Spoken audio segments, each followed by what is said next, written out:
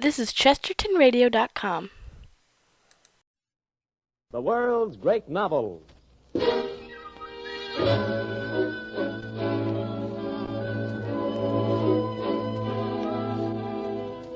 Universally acclaimed as one of the superb tales of the sea is the story of a great white whale and of Captain Ahab's fatal monomania in pursuing it.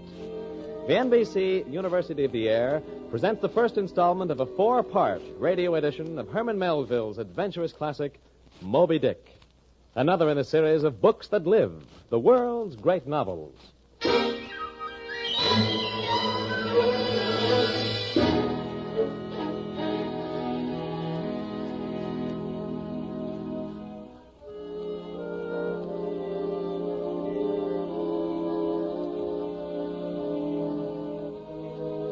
Call me Ishmael, mateys. Some years ago, I thought I would sail about a little and see the watery part of the world. It's a way I have of driving off the spleen. In fact, whenever it's a damp, drizzly November in my soul, and I find myself involuntarily bringing up the rear of every funeral I meet, then I account it high time to get to sea. So, when I felt a lure to go on a whaling voyage, I stuffed a shirt or two into my old carpet bag and, setting out for Nantucket, reached there on a Saturday night in December. It was a dark and dismal night, cold, windy, and cheerless. I knew no one in the place. With anxious grapnels, I sounded my pockets and only brought up a few pieces of silver. So, wherever you go, dear Ishmael, said I to myself, be sure to inquire the price, and don't be too particular. A few minutes later, not far from the docks, I dimly saw the swinging sign of the Spouter Inn. It had a poverty-stricken sort of creak to it, and I thought that here was the very spot for cheap lodgings. So I went in. Good evening, landlord. Good evening, young man. That's a boggy, soggy, squitchy night. God help all poor sailors on a night like this. Can I get a room here? Sorry, lad, but there's not a bed unoccupied. Oh, but avast.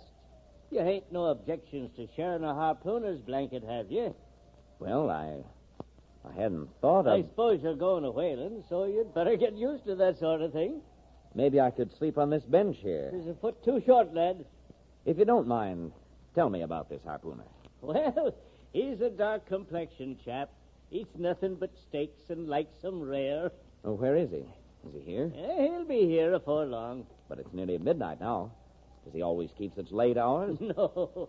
Generally, he's an early bird. Early to bed and early to rise. Yeah, he's the bird that catches the worm. But tonight he went out a-peddling, you see. And what on earth keeps him so late, I don't know. Unless he can't sell his head. Can't sell his head? What sort of bamboozling story is this you're telling me? It is no bamboozle. You pretend to say, landlord, that this harpooner is actually engaged this blessed Saturday night, or rather Sunday morning, in peddling his head around this town? That's precisely it. And I told him he couldn't sell it here. The market's overstocked. Overstocked with what? With heads, to be sure. Ain't there too many heads in the world? I tell you what it is, landlord. You'd better stop spinning that yarn to me. I'm not green. Oh, I can see that. Many's the lad who arrives fresh from plowed fields to go whaling, with bell buttons to his waistcoat and straps on his canvas trousers. Poor hayseeds. How bitterly burst those straps in the first howling gales, when they're driven, straps, buttons and all, down the throat of the tempest. I've no bell buttons nor straps either. No, you're not green, lad. But you'll be done brown if that harpooner hears you slander his head. Perhaps I'll break it for him. It's broke already. Broke? Actually broke, do you mean? Certain. And that's the very reason he can't sell it, I guess. Landlord, you and I must understand one another. I come to your inn and want a bed. You tell me you can only give me half a one, that the other half belongs to a certain harpooner, who, according to your story, sounds mad, and I've no intention of sleeping with a madman. Be easy, lad, be easy. This here harpooner I've been telling you of has just arrived from the South Seas, where he bought up a lot of embalmed New Zealand heads. They're great curios, you know, and he sold out of them but one. And that one he's trying to sell tonight.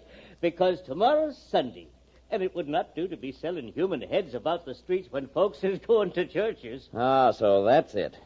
Though it does seem to me that a harpooner that stays out of a Saturday night clean into the holy Sabbath to sell the heads of dead idolaters is a dangerous man. He pays regular.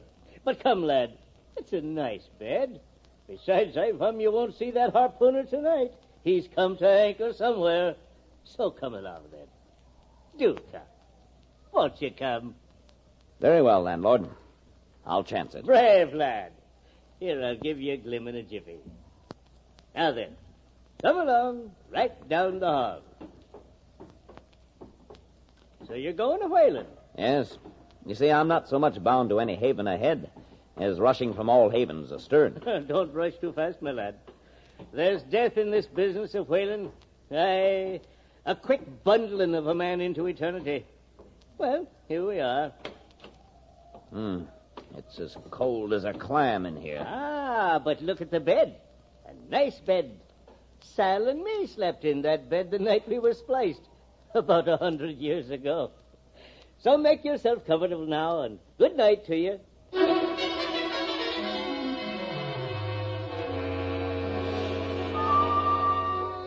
Thinking of the head-peddling harpooner, I undressed. Then, blowing out the light, I tumbled into bed, commending myself to the care of heaven. I had barely fallen asleep when suddenly I heard a heavy footfall in the passage.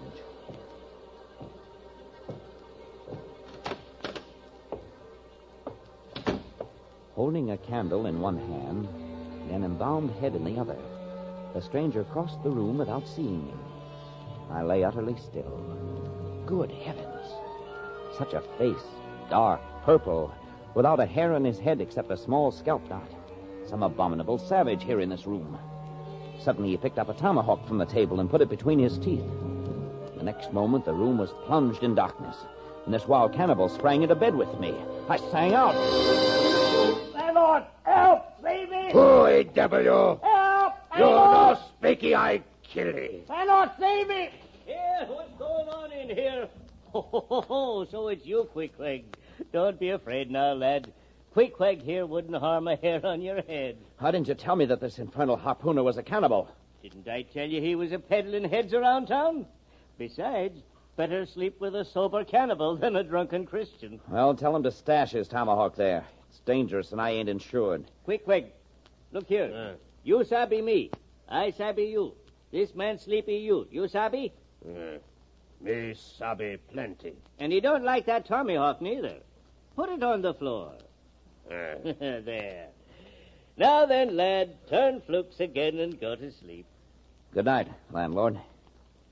I never slept better in my life. The next morning I examined my roommate with much interest. Cannibal he indeed was, but he looked like a man who had never cringed and had never had a creditor. After breakfast, we had a social smoke together and were soon cronies. He made me a present of his embalmed head, then drew out $30 in silver, divided it, and made me take half. From that hour I clove to Queequeg like a barnacle, yea, till poor Queequeg took his last long dive. Learning from the landlord that the whaling ship the Pequod was up for a 3-year voyage, Queequeg and I sauntered down to the wharf, picking our teeth with halibut bones to take a look at her. There she is, Queequeg, painted on her bow, the Pequod. Me see him. Weather-stained in the typhoons and calms of 4 seas. A noble craft, but somehow a most melancholy. All noble things are touched with that. Him cap'n on quarterdeck. Let's go and talk to him. Me stay here. Quaker by the looks of him. Wait for me here a minute.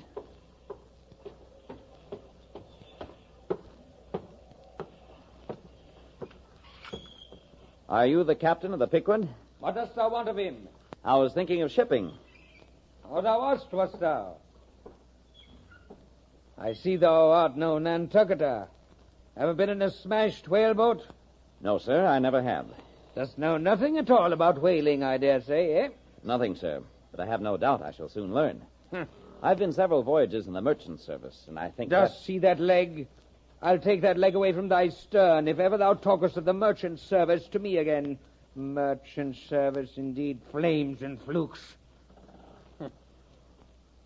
What makes thee want to go a-whaling, eh? I've a mind for it. Why? What takes thee a-whaling? I want to know what before I think of shipping ye. Well, sir, I want to see what whaling is. I want to see the world. Want to see what whaling is, eh? Have you clapped eye on Captain Ahab? Who is Captain Ahab, sir? Aye, I thought so. Captain Ahab is the captain of the ship. I thought I was speaking to the captain himself. Thou art speaking to Captain Peleg. That's who you are speaking to, young man. I am part owner, and it belongs to me to see the Pequod supplied with all her needs, including crew. Yes, sir. So you want us to know what whaling is, eh? Now clap eye on Captain Ahab, young man, and thou wilt find that he has only one leg. What do you mean, sir? Was the other one lost by a whale? Lost by a whale. Young man, it was devoured, chewed up, crunched by the most terrible sperm whale that ever chipped a boat. So now I've given thee a hint about what whaling is. Do you yet feel inclined for it? I do, sir. Very good. Now, art thou the man to pitch a harpoon down a live whale's throat and then jump after it? Answer quick. I am, sir. Good again. Now then, you also want to go in order to see the world. Was not that what you said? Yes, sir. Turn around and take a peep over the weather bow and tell me what you see there. Well, what's the report? What do you see? Not much. Nothing but water. Well, there's a squall coming up, I think. But can't you see enough of the world from where you stand without wishing to go around Cape Horn? No, sir. I mean, the Pequod seems to me like a fine ship, and I want to go along. Then thou mayst as well sign the papers right here and now. I shall put you down for a 275th part of the clear net proceeds of the voyage. That's not much, sir. Not much? Why, with luck, it'll pretty nearly pay for the clothes you wear out on it. Not to speak of 3 years' beef and board, for which you won't have to pay one stiver. Another thing, sir. I have a friend with me who wants to ship out, too. Ah. Has he ever whaled it any? Killed more whales than I can count, sir. He's a harpooner. Now, there he is now, Captain. Call him. Oh, Queequeg! Queequeg, come here! Meanwhile, young man, you can sign right here. Excuse me, sir, but where can Captain Ahab be found? What dost thou want of Captain Ahab? Before signing the ship's papers, perhaps I ought to see him. He won't always see me, so I don't suppose he will thee. He's in his cabin. But you like him well enough. No fear, no fear. He's been sick, but he'll be all right again before long. He's a grand, ungodly, godlike man, Captain Ahab is. Doesn't speak much. But when he does speak, then you may well listen. Yes, sir. Great hunter of whales, and good to his crew. But mark ye, be forewarned. Captain Ahab's above the common. Ahab's been in colleges, as well as among the cannibals. Been used to deeper thoughts than the waves. Fixed his fiery lance in mightier, stranger foes than whales. He ain't a mere man like me. He's Captain Ahab, boy. And Ahab of old, thou knowest, was crowned the king. And a very vile one, sir. When that wicked king was slain, the dogs, did they not lick his blood? Never say that aboard the Pequod, lad. Never say it anywhere. I warn thee. I know Captain Ahab well. Sailed with him as a mate once. He's a good man. Not a pious good man, but a swearing good man. You understand? Yes, sir. He was never very jolly. And on the passage home, he was out of his mind for a spell. But it was the sharp shooting pains in his bleeding stump that brought that about, as anyone might see. And ever since he lost his leg by that accursed whale, and he's been moody, savage. But 'twill pass. And I assure thee, young man, better to sail with a moody good captain than a laughing bad one. What? This your ship, mate? Yes, sir. Queequeg. I'll have no cannibals aboard this craft. What do you mean by that, Captain Peleg? He's a member of the church. Oh, thou art skylarking. What church? Answer me. I mean, sir, the same ancient church to which every mother's son and soul of us belong. What? The great congregation of this whole worshipping world. We all belong to that. Only some of us cherish some private ideas, not touching the one great belief in God. In that, we all join hands. Young man, I never heard a better sermon. I say, Queequeg, or whatever your name is, you're carrying your own harpoon, I see. Did you ever stand in the head of a whaleboat? Did you ever strike a fish? Captain, you see him small drop tar on water there? You see him? Yes? Suppose him one whale eye. Watch. You hit it. And if that had been a whale, he'd been a dead one. Here, quick. Dost thou sign thy name or make thy mark? Me make him mark. Excellent. There. And now, young man, you may sign just beneath. Yes, sir. That's it. Now, gentlemen, you are both members of the crew of the Pequod. There's no telling how soon the vessel will be sailing, so get your gear aboard by night. And may the Lord have mercy on you.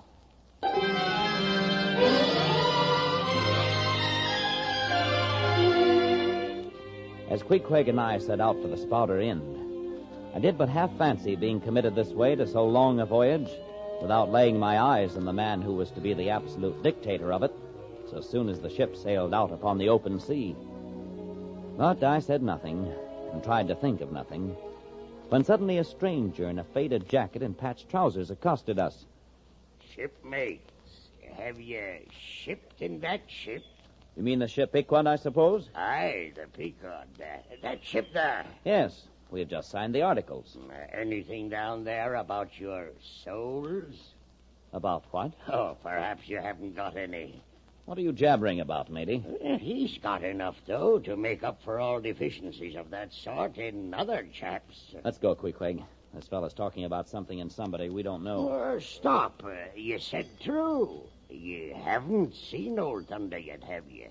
Who's Old Thunder? Captain Ahab. What? The captain of our ship, the Pequod? Aye. You haven't seen him yet, have you? No, we haven't. He's been sick, they say. But he'll be all right again before long. Oh. All right again before long. Looky, when Captain Ahab is all right, then this maimed left arm of mine will be all right. Not before. What do you know about him? What did they tell you about him, huh? Say that. That he's a good whale hunter and a good captain to his crew. True enough. But did they also tell you about his losing his leg last voyage, according to the prophecy? My friend, if you're speaking of Captain Ahab, of that ship there, the Pequod, then let me tell you that I know all about the loss of his leg. All about it, eh? Sure you do. All?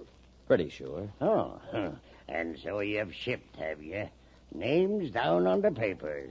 Well, what's signed is signed, and what's to be will be. Aye, some sailors or other must go with him, I suppose. God pity him. Morning to you, shipmates. The ineffable heavens bless you. I'm sorry I stopped you. Look here, friend. If you have anything important to tell us, out with it. I like to hear a chap talk up that way. You're just the man for him. The likes of you both. You can't fool us, mister. It's the easiest thing in the world for a man to look as if he had a great secret in him. Morning to you, shipmates. Morning. Morning it is. Come along, Queequeg. And incidentally, matey, what's your name? Elijah. You're a humbug, Mr. Elijah. A humbug? So I thought at the time, little knowing. Well, we had not gone 100 yards when, chancing to turn a corner and looking back, who should be seen but Elijah following us. As we turned into the inn, however, he passed on. But that night, as we approached the ship in a heavy fog, I thought I saw figures like phantoms ahead of us. There's some sailors running ahead along the wharf, if I see right. We'd better hurry, Queequeg. Oh, that's there. Huh? Going aboard? Oh, so it's you again, Mr. Elijah. Going aboard after all, be you? Elijah, we're going to the Indian and Pacific Oceans, so we can't hang around chinning with you. He's cracked, Queequeg. Come on. Oh, wait. Did you see anything looking like men going towards the ship ahead of you a minute ago? 4 or 5 men. It was too dim to be sure. Dimmer than you'd think. Just see if you can find them now, will you? Why, they're aboard the Pequod. Oh, sure of that, are you? Well, goodbye to you. Shan't see you again very soon, if ever.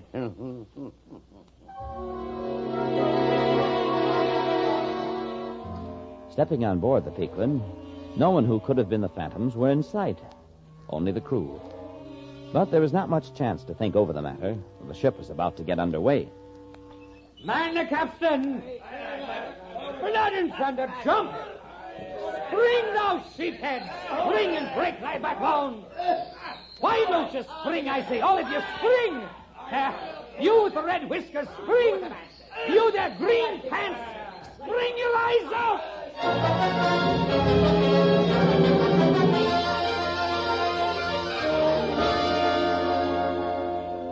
At last, the anchor was up, the sails were set, and off we glided. We gave 3 heavy-hearted cheers, and as day merged into night, blindly plunged like fate into the lone Atlantic. For several days after leaving Nantucket, nothing above hatches was seen of Captain Ahab. 'Twas the chief mate, Mr. Starbuck, who ran the ship. I will have no man in my boat who is not afraid of a whale. My first vague disquietude touching the unknown captain became almost a perturbation. And then one twilight, I caught sight of a man pacing the quarter-deck with a barbaric white leg made from the polished bone of a sperm whale's jaw. Unconsciously, I shrank back out of sight, and further along I saw the mate approaching him.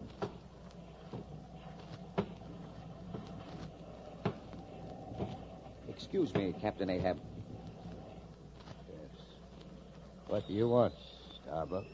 If Captain Ahab pleases to walk the planks, no one can say him nay. But with the cabins just under the deck and night coming on, I thought there might be some way of muffling the noise. Oh, you did you? Yes, sir. A globe of tow on that ivory leg would... Am I a cannonball, Mr. Starbuck, that you would ward me in that fashion? Go thy ways, I had forgot. Below to thy nightly grave, where such as ye sleep between shrouds. I hope you don't think, sir... Down, dog, and kennel. I'm not used to be spoken to that way, sir. I do but less than half like it, sir. Avast. I will not tamely be called a dog, sir. Then be called 10 times a donkey and a mule and an ass. And be gone, or I'll clear the world of you. Yes, sir. Wait. Send everybody aft here. Sir? Do as I say. Send everybody aft. You up there, mastheads. Come down.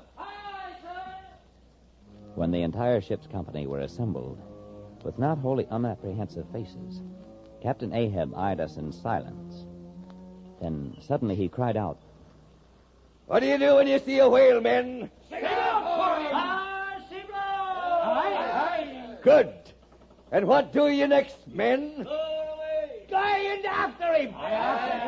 You with a red beard, what tune is it you pull to? A dead whale or a stove boat? That's the spirit. Now, men, you see this $20 gold piece? Aye, do you see it? Aye. Going to nail it to the mainmast.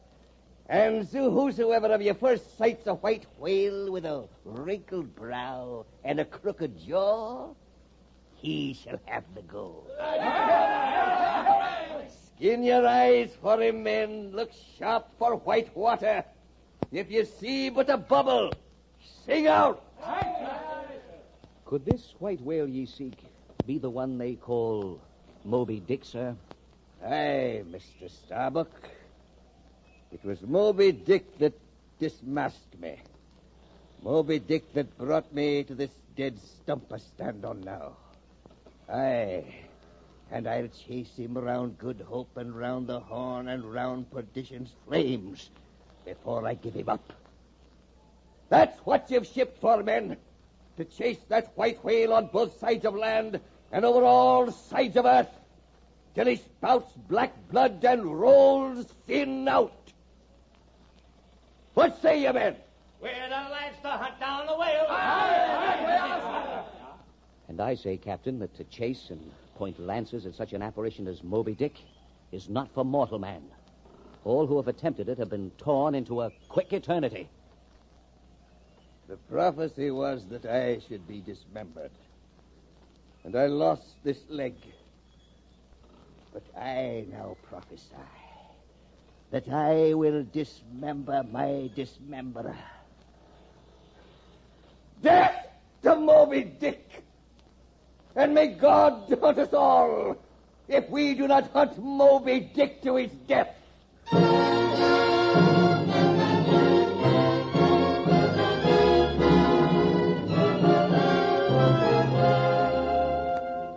Thus Captain Ahab cherished a wild vindictiveness against the white whale. All evil to him seemed visibly personified in Moby Dick.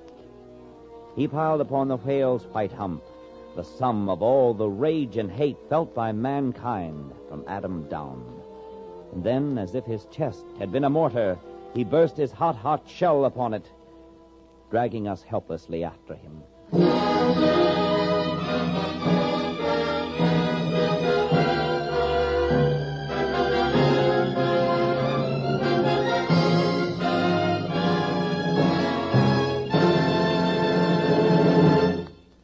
Moby Dick by Herman Melville is one of the world's great novels, brought to you each week by the NBC University of the Air.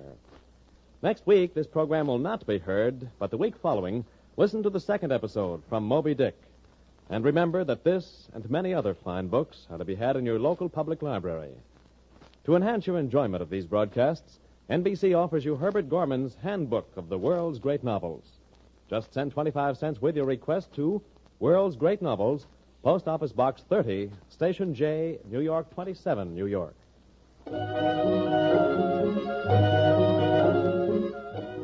Moby Dick is adapted for radio by Frederick Schlick, and the music composed by Emil Soderstrom, the orchestra directed by Bernard Berquist. The entire production was under the direction of Homer Heck. Ishmael is played by Everett Clark, Captain Ahab by Jess Pugh, the Landlord by Charles Eggleston, Queequeg by Boris Applin, Peleg by Arthur Peterson, Elijah by Kurt Kupfer, Starbuck by Don Gallagher, and Red Whiskers by Joe Anthony. Remember, great novels will not be heard next week, but will return to the air the week following. This is David Garraway. The program came to you from Chicago.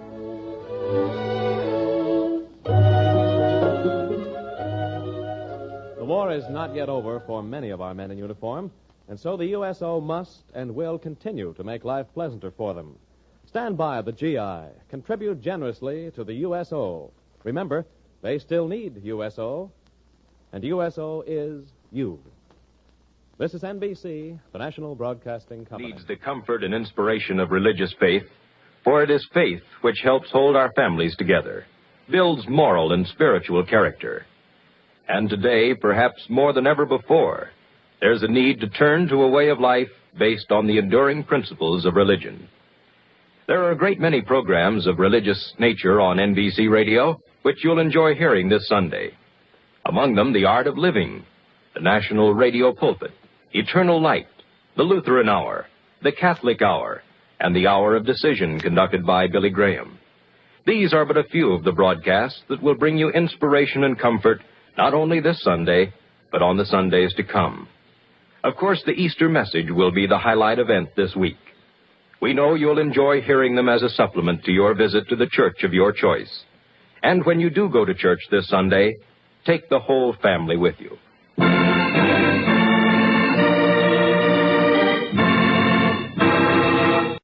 You are listening to Chesterton Radio at chestertonradio.com. The world's great novels.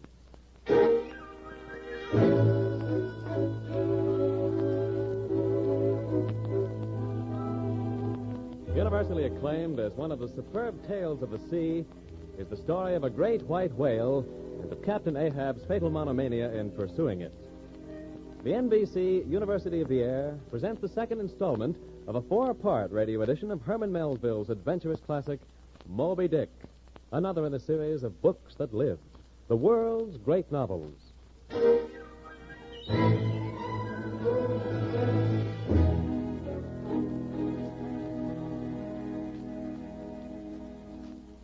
In the first episode, we saw how Ishmael and his newly found shipmate, the cannibal Queequeg, signed aboard the whaling ship the Pequod, and in spite of ominous warnings from a stranger named Elijah, they sailed with her. But not until they'd been at sea for several days did they learn the true purpose of the voyage, to hunt to his death the giant white whale, Moby Dick. And to that sinister errand, they found themselves irrevocably committed by Captain Ahab.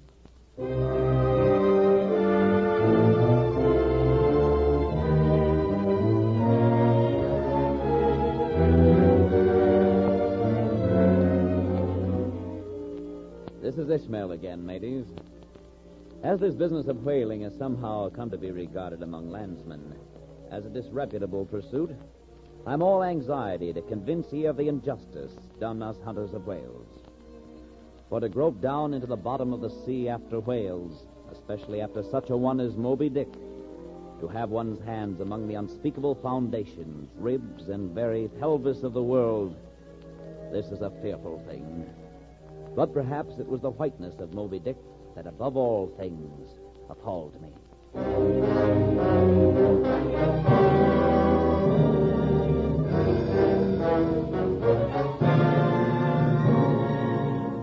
I wondered, what must be the thoughts fermenting in the brain of Captain Ahab? With a frigate's anchors for my bridle bits and harpoons for spurs, would I could mount that whale and leap the topmost skies, to see whether the fabled heavens with all their countless tents really lie encamped beyond my mortal sight.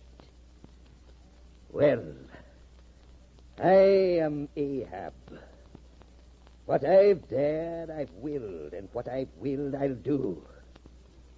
Starbuck thinks me mad, but I am demoniac. I am madness maddened.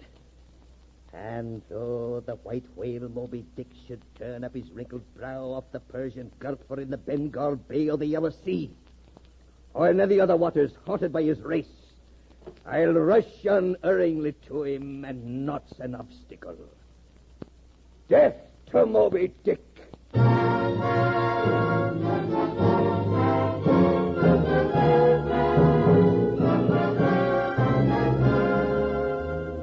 Ahab's quenchless feud seemed mine. With greedy ears, I learned from my shipmates the history of that murderous monster against whom I and all the others had taken oaths of violence and revenge. And I say that I, Starbuck, am here in this ocean to kill whales for my living, and not to be killed by them for theirs. That hundreds of men have been so killed, I well know. What doom was my own father's, and where in these bottomless deeps can I find the torn limbs of my brother? And mark ye, shipmates, of all whales, Moby Dick is the most dangerous. A white whale. You mark that, mates. Look you, there's something special in the wind. Ahab has that's bloody on his mind. Do you hear that noise, Cabaco? What noise do you mean? There it is again, under the hatches. Don't you hear it? A cough.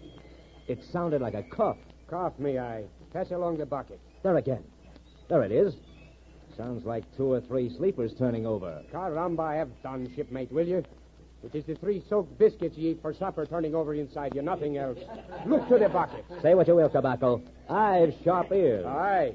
You are the chap that heard the hum of your old lady's knitting needles 50 miles at sea from Nantucket. You're the chap. Grin away. We'll see what turns up. But I'm saying there's somebody down in the afterhold that hasn't yet been seen topside. And I bet your old mogul Ahab knows something of it, too. What do you think, Chips?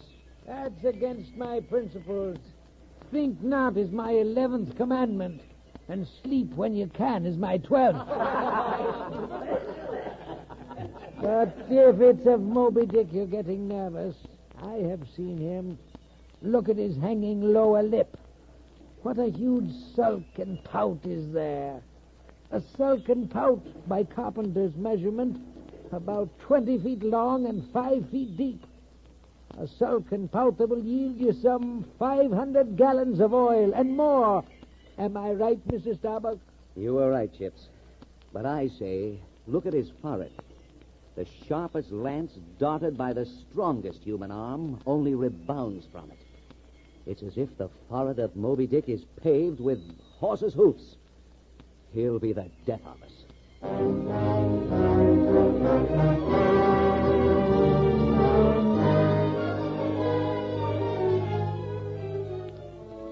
The wild, watery loneliness of our lives did strongly incline the men to superstition regarding Moby Dick. As for myself, as the days passed and the ivy-tusked Pequod sharply bowed to the blast and gored the dark waves in her madness till like showers of silver chips the foam flakes flew over her bulwarks, for me the great floodgates of the wonder world seemed to swing open, and there floated into my inmost soul a giant whale, a grand hooded phantom like a snow hill in the air, Moby Dick.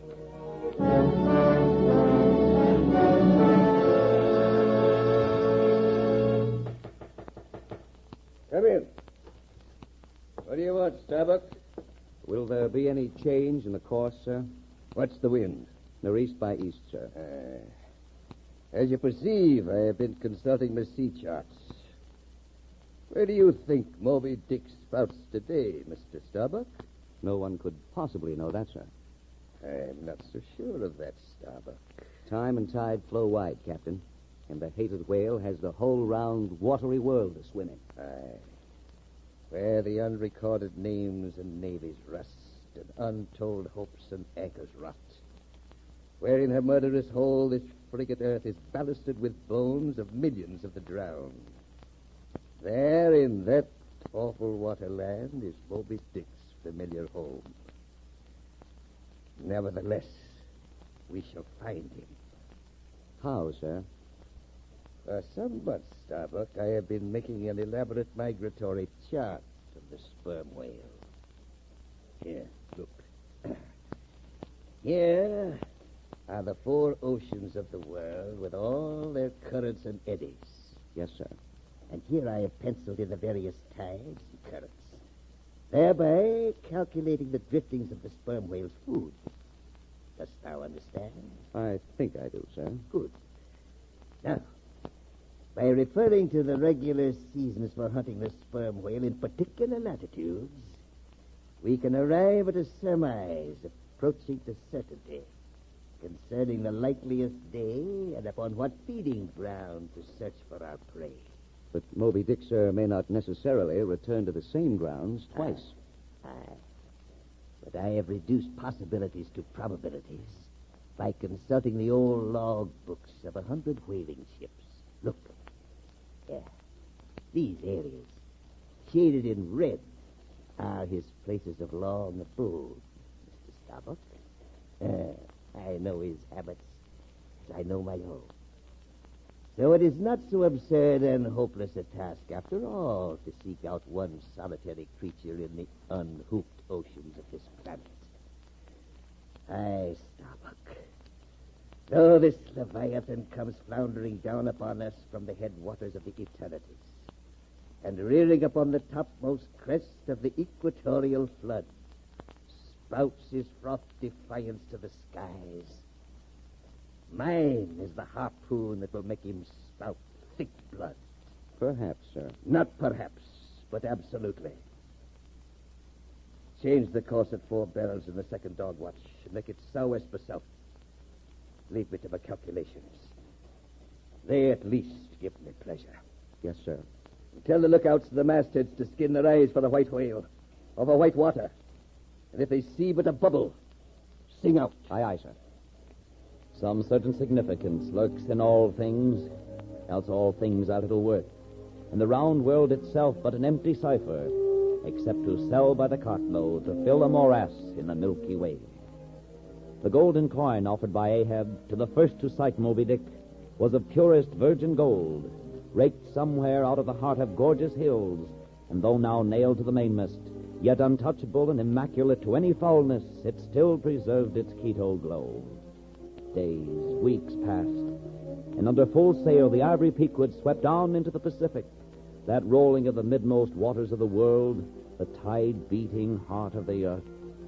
And then one transparent blue morning, when the long-burnished sun glade on the waters seemed a golden finger laid across them enjoining some secrecy, high aloft in the cross trees, Kabako cried out,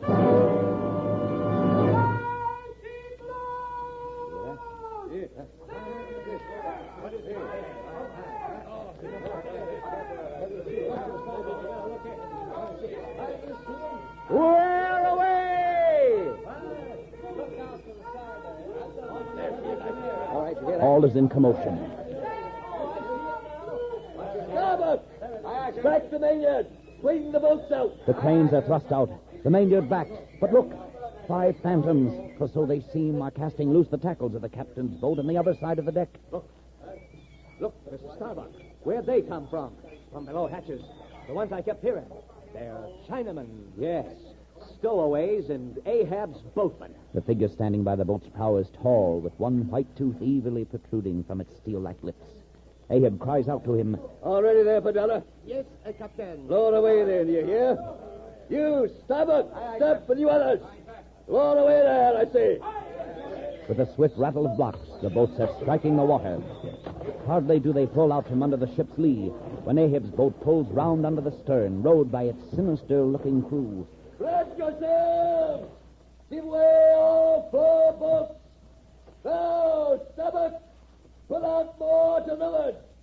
It isn't Moby Dick, but get him anyway! Aye, aye, sir. Lay back on the oars, men.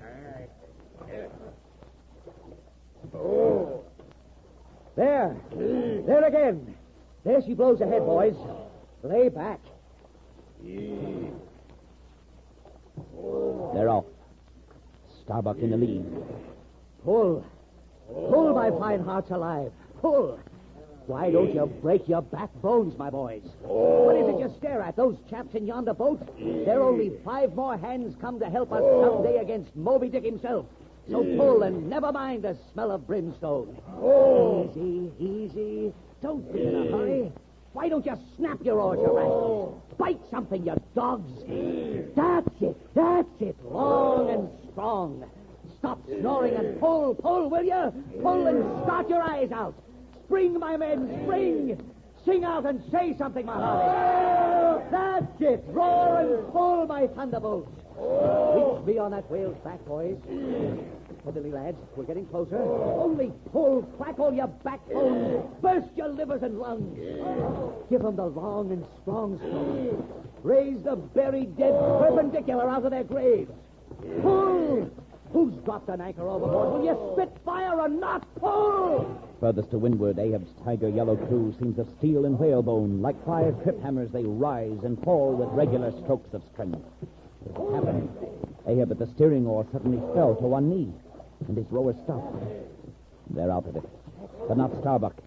He continues to chase the whale, running dead to leeward. Every man look out along his oars. Now, Queequeg, stand up. With a bound, Queequeg springs to the bow, harpoon quivering in his hand. There he is. Keep cool, men. Cucumbers is the word. We're slipping up on him, but keep pulling, nothing more. Softly. It ain't the white whale today. All right, Queequeg. Give it to him. He's hit it. No!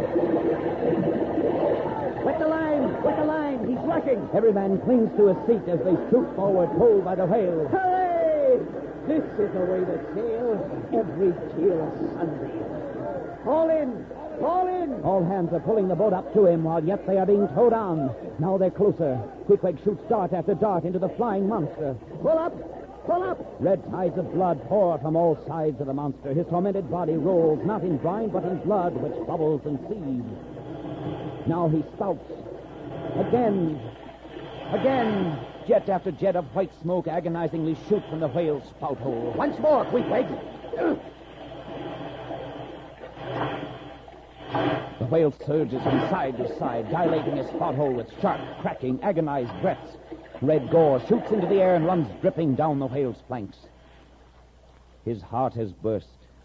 He's dead, Mr. Starbuck. Yes. His pipe smoked out.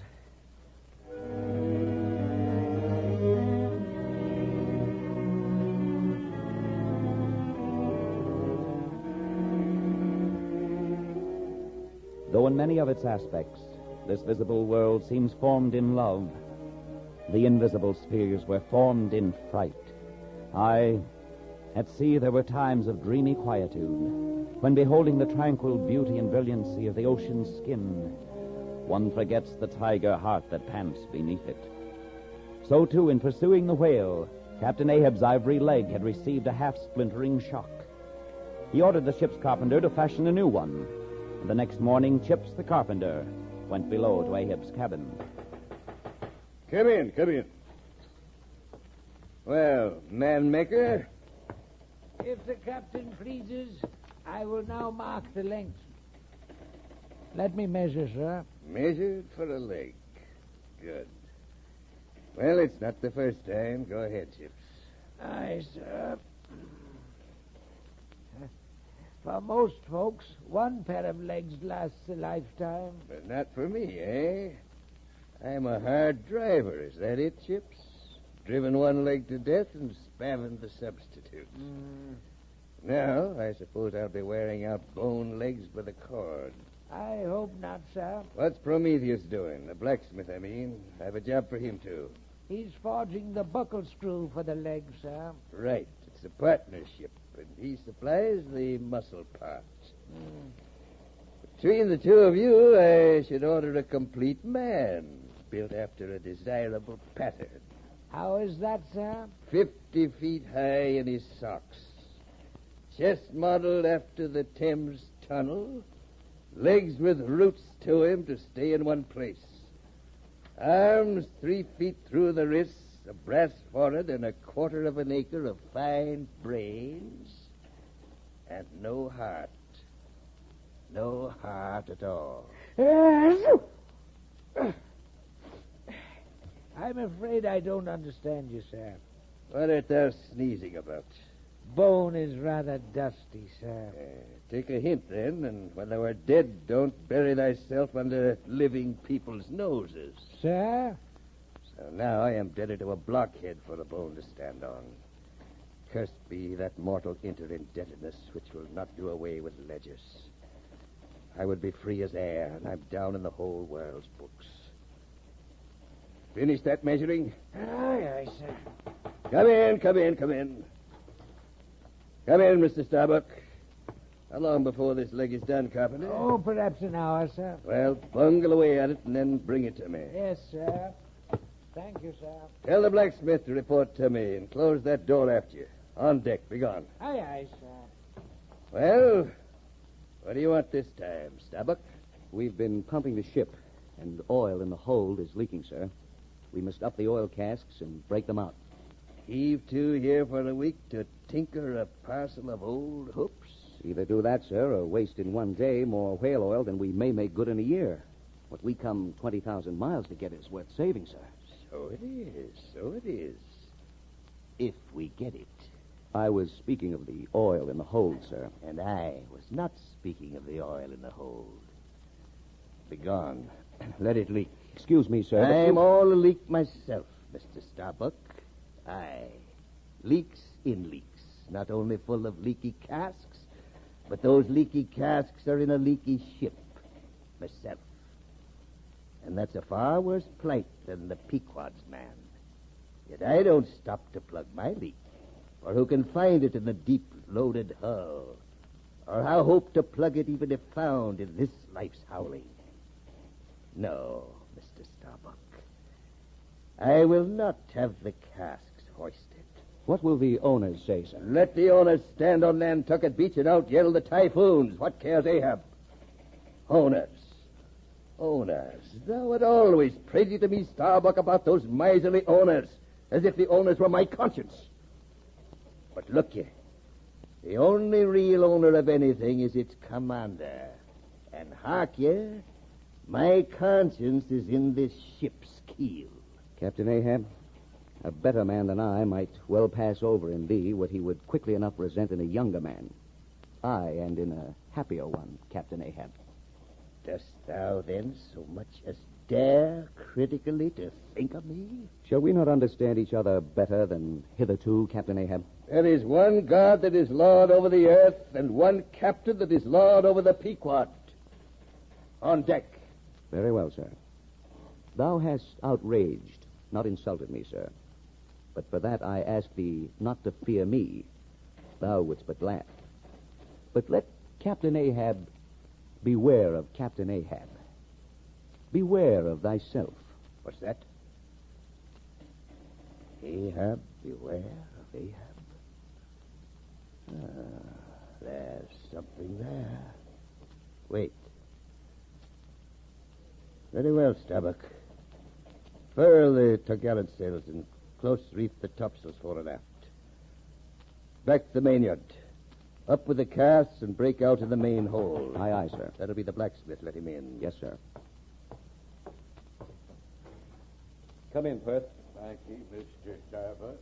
Well, come over here. Don't stand there trying to forge out a smile. Aye, aye, sir.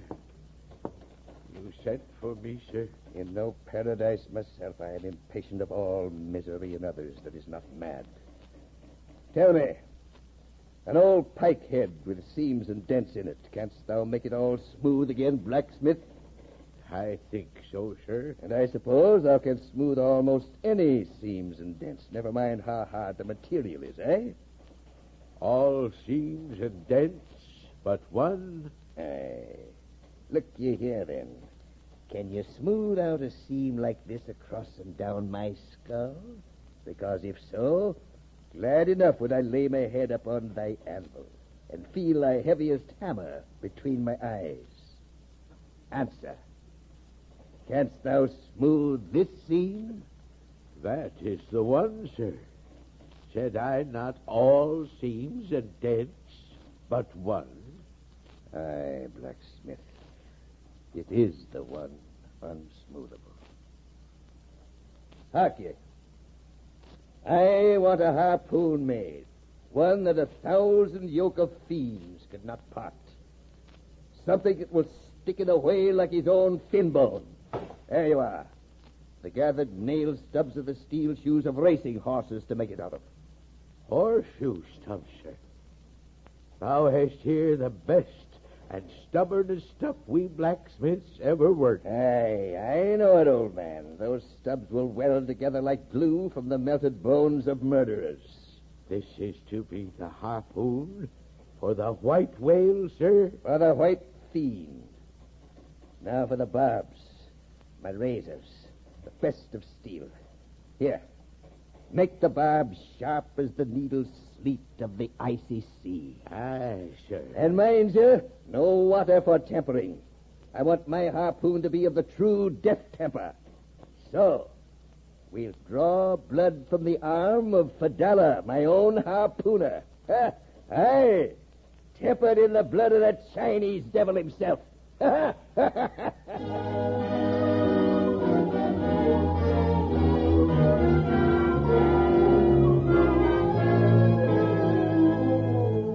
So the leg was measured, and the harpoon was made and tempered, and the whole world boomed before the wind as we swept across the robust and manlike sea that heaved with long, strong, lingering swells as Samson's chest in his sleep.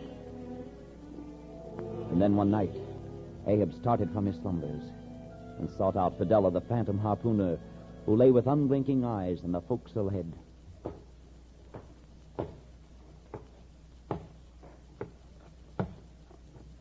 Fidela, Yeah, Captain.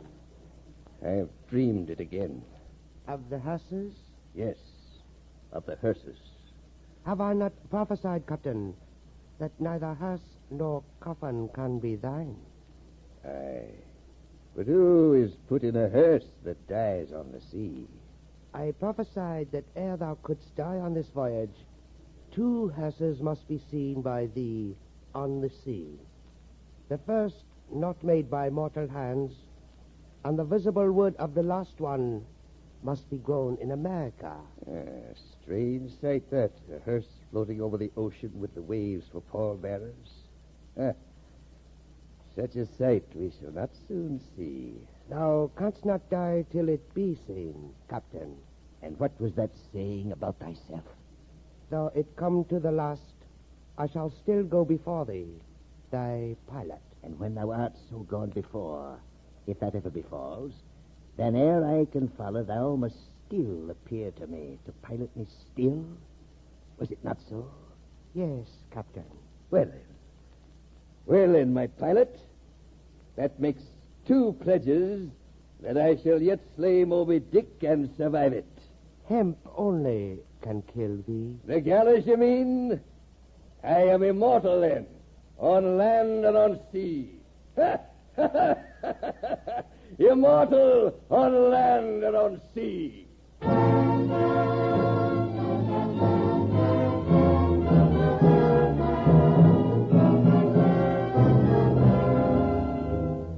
One more word about whaling, mateys, before I leave you tonight. Be economical with your lamps and candles. Not a gallon of whale oil ye burn, but at least one drop of man's blood was spilled for it, as you shall come to see in our deadly pursuit of Moby Dick.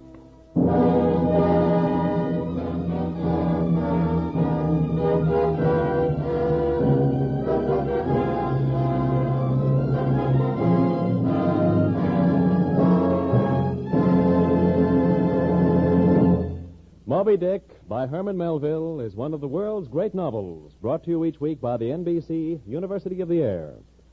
Next week, be sure to listen to the third episode from Moby Dick, and remember that this and countless other great books are to be had in your local public library.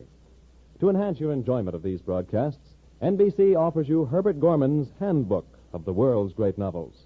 Just send 25 cents with your request to World's Great Novels, Post Office Box 30, Station J, New York 27, New York.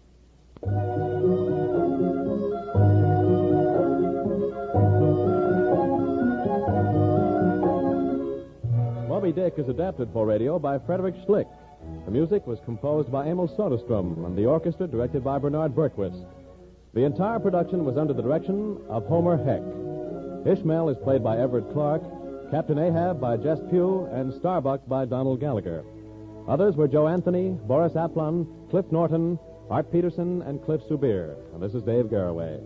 The program came to you from Chicago and has been a presentation of the National Broadcasting Company and its independent affiliated stations.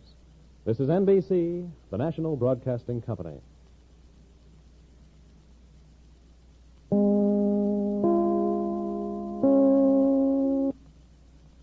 This is ChestertonRadio.com.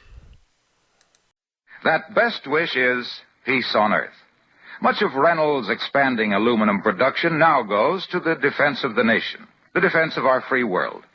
But the ultimate aim is peace, always.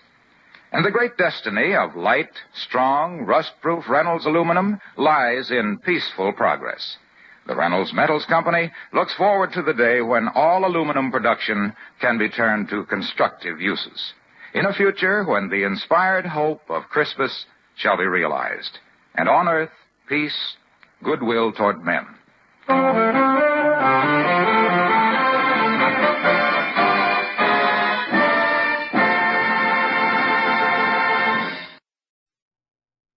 The world's great novels.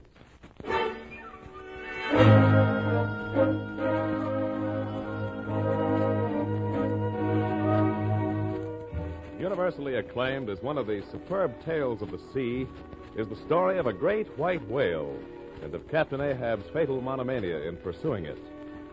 The NBC University of the Air presents the third installment of a 4-part radio edition of Herman Melville's adventurous classic, Moby Dick, another in the series of books that live, the world's great novels.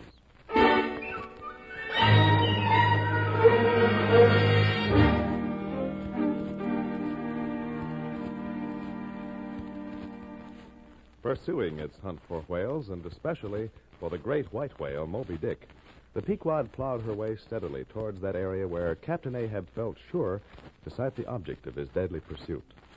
He was cheered and grimly amused by the prophecy of Fadella, his Chinese harpooner, who predicted that Ahab could not die until 2 hearses were seen on the waters, the first not made by mortal hands, and the wood of the second grown in America. Moreover, declared Fadella, only hemp could kill Ahab.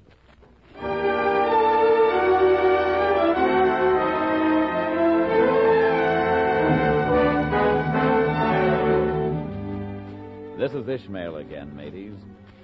Fore and aft, I say, the Pequod was a jolly ship, of good fare and plenty, fine flip and strong, crack fellows all, and capital from boot heels to hatband.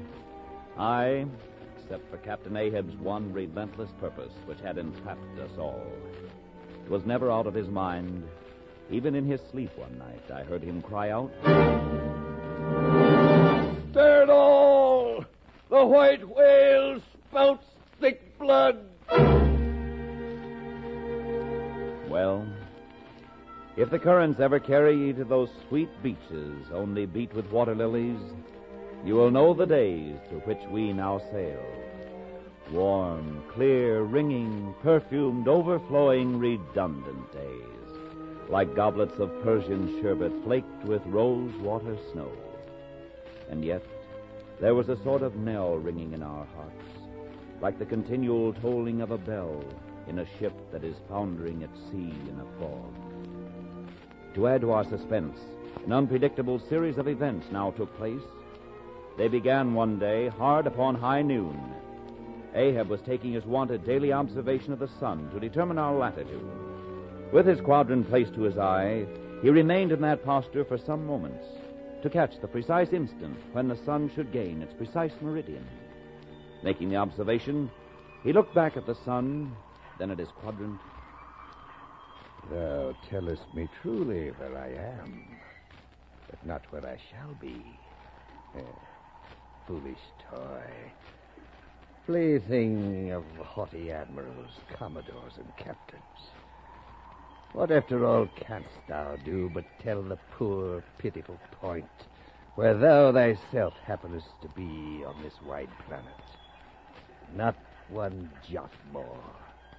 Thou canst not tell where one drop of water will be tomorrow noon. Curse thee, Quadrant. Thus I destroy you upon the deck. Smashed. No longer shall I guide my earthly way by thee. The ship's compass, and dead reckoning by log and line, these shall conduct me and show me my place on the sea. To the braces! Up helm! Square in! By evening of that day, the Pequod was torn of her canvas, and bare pole was left to fight a typhoon which had struck her directly ahead.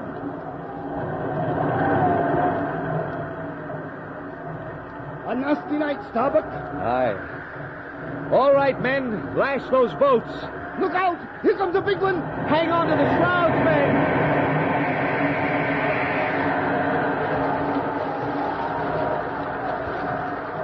Look! Ahab's boat is stove in at the stern. Like a sieve. A bad omen. And the gale's from the eastern. The course that Ahab is to run for Moby Dick. Who's there? Ahab! We must send down the main topsail yard, sir. Shall I strike it, sir? Strike nothing. Lash it. If I had skysail poles, I'd sway them up now. In God's name, sir. Well? Look, the anchors are working loose, sir. Shall I get them inboard? Strike nothing, stir nothing. Lash everything. Do you take me for the hunchback skipper of some coasting smack? Send down my main topsail yards? Never. 'Tis for the fair wind, Starbuck. Fair for death and doom, sir. Loftiest trucks were made for wildest winds. And this brain truck of mine now sails aloft amid the cloud scud. Forbear, Captain. 'Tis an ill voyage. Ill begun, ill continued. I admit the speechless power of the storm. But to the last gasp of my earthquake life, Starbuck, I'll dispute it. Let me square the yard, sir, while we still may, and make a fair wind of it homewards. Avast, Starbuck. Let obedience to my flat command. None but cowards send down their brain trucks in tempest time. It struck us. Where? The compass. It struck the compass. It's happened before, Starbuck. But not to me, sir. Take warning, sir. Never. Henceforth I shall be the compass. Look! Look, Starbuck! What a hooroosh is aloft there! I'd even take it for sublime, did I not know that the college is a noisy melody.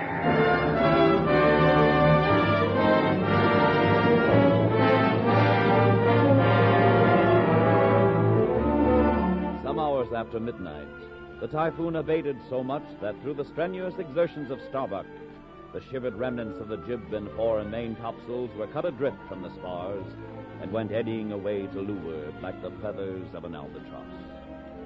Next morning, the not yet subsided sea rolled in slow billows of mighty bulk, and striving in the Pequod's gurgling track, pushed her on like giants' palms outspread. Suddenly, on the horizon, a ship was sighted. Sail ho! Where away? 3 points on the starboard bow, sir. Man my boat. Stand by to lower. In less than a minute, his boat and crew were dropped to the water, and were soon alongside of the stranger, which showed English colors. The stranger's captain was a burly, good-natured, fine-looking man of 60 or thereabouts. But what was most singular, he had one artificial arm made of sperm whale bone. Ship ahoy! Has seen the white whale. White whale. Aye, has seen it. See ye this arm of mine? 'Tis a match to my leg, Captain. I'm coming aboard. 1 minute, Captain. Jump, boys. Swing over the cutting tackle. Oh, yeah. Now, lower away. That's it. Hold it. Straddle the hook, Captain. Hoist him up, boys. As I walked out one morning fair to view the meadows round, Steady. there I spied a maiden fair come tripping o'er the ground. Steady, boys, steady. Blow, ye winds of morning. Blow, Steady, she goes. Clear away the morning dew and blow, boys. Avast heaving, man, avast heaving. All right, swing him in. Aye. Gently. Over the bulwarks. There. Welcome aboard, Captain. I'm Captain Boomer. Aye, Hardy. I'm Captain Ahab. Let us shake bones together, Captain. An arm and a leg. An arm that never can shrink and a leg that never can run. I'd consider it an honor, sir, to treat you to a glass of fine Geneva in my cabin. Very well, sir. Steward, skip ahead and prepare the honors. Oh, yeah. Won't you join us, Dr. Bunger? Delighted. But, Captain, where didst thou see the white whale and how long ago? 1 month ago. Step right in, sir. Aye. Doctor. Thank you. Ah, that's right, Steward. That's the bottle. Sit down, Captain Ahab. And he took that arm of yours off, did he? Aye, he was the cause of it, at least. And your leg, too, eh? Aye, but spin me the yarn. How was it? Well, sir, it was the first time in my life that I'd ever cruised those waters. I was ignorant of the white whale at that time. But that'll be all, Steward. Oh, yeah. What happened? Well, one day we lowered for a pot of 4 or 5 whales, and my boat fastened to one of them. Aye. A regular circus horse he was, too, and went milling and milling around so that my boat's crew could only trim dish by sitting all their sterns on the outer gunwale. Aye. So presently, up breaches from the bottom of the sea a bouncing great whale with a milky white head and hump and crow's feet and wrinkles. It was he. Harpoon sticking in near his starboard fin. Yeah, they were mine. My irons. But go on.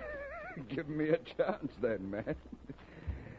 Well, this old great-grandfather with the white head and hump runs all a foam into the pot and goes to snapping furiously at my fast line. What a departed. Free the fast fish. An old trick. I know him well. This is the most excellent Geneva. And by the way, Captain, this is Dr. Bunger, ship surgeon. Bunger, my lad, the captain. Captain Ahab. How do you do? But go on with the story. Well, how it was exactly, I don't quite know. But in biting the line, it got foul of his teeth. Caught there somehow. But we didn't know it then. It was only when we pulled on the line, bounce, we came plump on his hump. Would it have been me? The other whale went off to windward, fluking. So, seeing how matters stood and what a noble great whale it was, the noblest and biggest I ever saw, sir, in my life, I resolved to capture him. spite of the boiling rage she seemed to be in. I know that ugly rage of his. And quick as a cat, I jumped into my first mate's boat, which, you see, was gunwale and gunwale with mine, and snatching the first harpoon, let this old great-grandfather have it. You didn't kill him, did you? Kill him. Heart and soul alive, man. The next instant, in a jiff, I was blind as a bat, both eyes befogged with black foam, and the whale's tail looming straight up in the air like a marble steeple. That's what he did to me. Too late to stern all then. But as I was groping after the second harpoon, down comes the tail like a Lima tower, cutting my boat in two, and flukes first the white hump back through the wreck as though it were all chips. Hey, when that happened to me, I seized a line knife. Tried to kill him with a 6-inch blade. And I struck out and tried to get away from him. Would have, too. Only when he went down like a flash, the barb of that cursed second iron towing along near me caught me here, right here on the shoulder, and bore me down to hell's flames, I was thinking. When all of a sudden, thank the good God, the barb ripped its way clear along the whole length of me arm, and up I floated. Now, Bunga boy, spin your part of the yarn. Well, 'twas a shocking bad wound. On taking my advice, Captain Boomer here stood our old Sammy off. Samuel Enderby is the name of my ship. Stood our But old... go on, boy. Stood our old Sammy off to the northward to get out of the blazing hot weather. But it was no use. I did all I could. Sat up with him nights. Was very severe with him in the matter of diet. Oh, very severe. Drinking hot rum toddies with me every night till he couldn't see to put on the bandages. Oh, no. Sending me to bed half seas over. Oh, never. Oh, a great watcher and very dietetically severe is Dr. Bunga. Oh, now, Captain. Bunga, you dog, laugh out, why don't you? You know you're a precious jolly rascal. But heave ahead, boy. I'd rather be killed by you than kept alive by any other man. I might as well say now, en passant, as the French remark, that I myself, Jack Bunga, late of the Reverend Clergy, am a strict, total abstinence man. I never drink water. He never drinks it. Fresh water throws him into the hydrophobia. But go on with the arm story. I was about to observe, before Captain Boomer's facetious interruption, that in spite of my severest endeavors, his arm kept getting worse. And it was an ugly gaping wound, 2 feet and several inches long, and when it grew black, I knew what that threatened, and off it came. Well, that ivory arm of his there is the captain's work, not mine. He ordered the carpenter to make it with that club hammer on the end of it to knock someone's brains out with, I suppose, as he tried mine once. Oh, no. Oh, yeah. See this dent, Captain Ahab, in my skull? There. The captain will tell you how that came there. He knows. He was born with it. Oh. Oh, you solemn rogue. You, Bunga. Was there ever such another Bunga in the watery world? Bunga, when you die, you ought to die in pickle, you dog. You should be preserved to future ages, you rascal. But what became of the white whale? Oh, yes. Well, after he sounded, we didn't see him again for some time. Didn't thou cross his wake again? Twice. But could not fasten? Didn't want to try. Ain't one limb enough. What should I do without this other arm? You might try giving him a chance at your left arm for bait to get back the right. No, thank you, Bunga, my boy. He's welcome to the arm he has, since I can't help it and didn't know him then, but not another one. No more white whales for me. I've lowered for him once, and that has satisfied me. Not me. Not me. There would be great glory in killing him, I know that. And there's a shipload of precious sperm in him, but, hark ye, he's best let alone. Don't you think so, Captain Ahab? Aye, he is. But he will still be hunted for all that. Besides, what is best let alone is not always what least allures. He's a magnet. How long since thou saw him last? The day before yesterday. What? 2 days ago, and me sitting here? I must go. Which way was he heading? Quick, man. Good Lord, what's the matter? You crazy? Your blood's at the boiling point. Which way was he heading? South by west. Here, have another glass of wine. Avast, I must go. Fidella! Man the boat! Make haste! By heavens, Bunga lad. That man has a quaggy spot in him somewhere.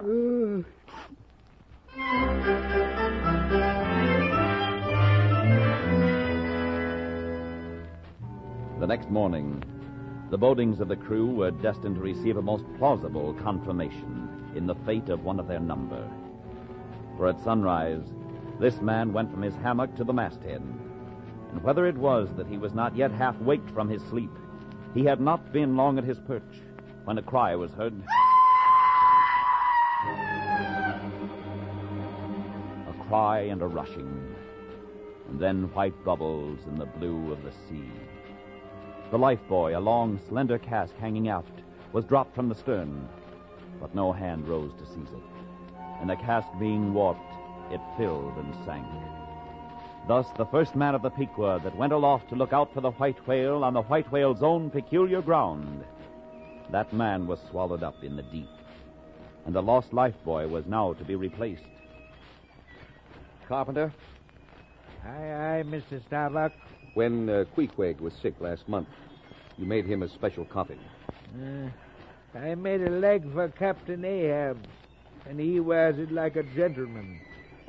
But when I made the bandbox for Queequeg, he refused to die and gets well when he sees it.